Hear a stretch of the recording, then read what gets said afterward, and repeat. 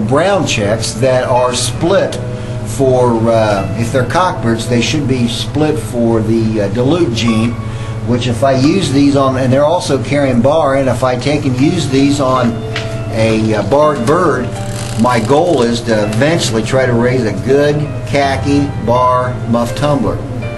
And then we'll go over here and I'll show you, like I said earlier, I have been trying my luck at clean legs, and these are some of my clean legs down here. I have just, these are all young birds, the young clean legs that I've raised this year.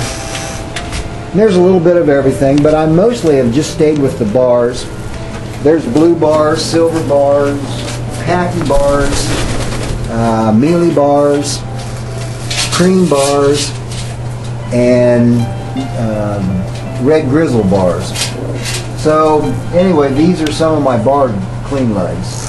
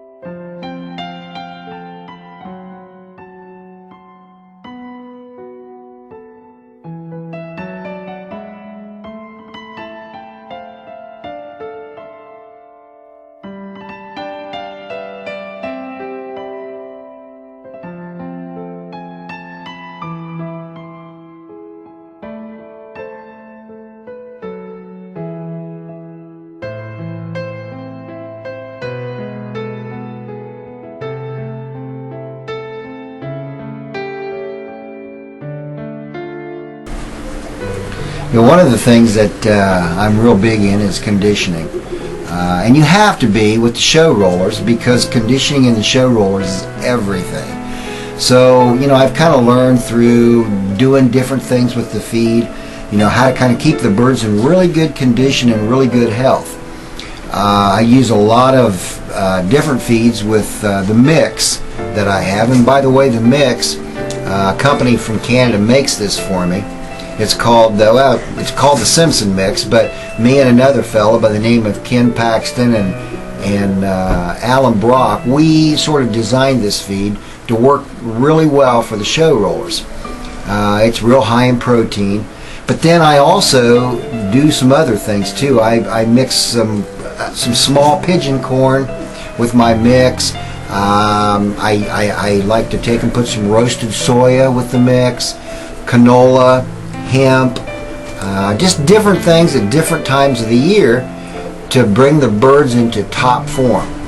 And so and I also do a lot of things as far as what in the conditioning, as far as what we need to do on the floors. Now, for my show rollers, I have all wire floors for several different reasons, and one of the reasons is so my cockbirds don't chase each other and want to mate with each other, and so my hens don't want to get down and maybe pair up and lay eggs.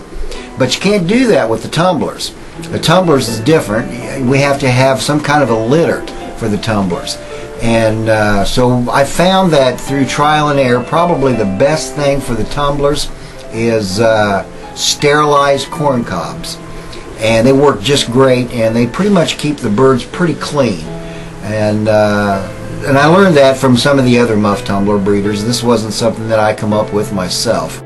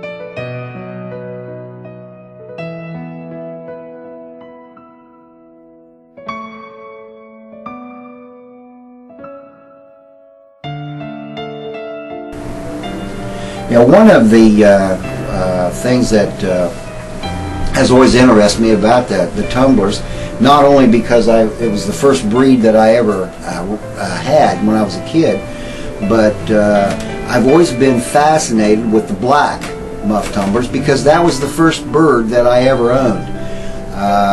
As you can see in back of me is a bird that I raised this year. I think I'm going to call this the black gorilla. She's very, very powerful, and this is the kind of bird that I'm striving for to raise. I mean, this bird is very, very powerful for a hen. This is a hen, and she's down out of a bird that band number was 43, but very big muffs, very big head, very powerful. And I plan to take this bird and try to build a family around it, because this is the type of bird that I like.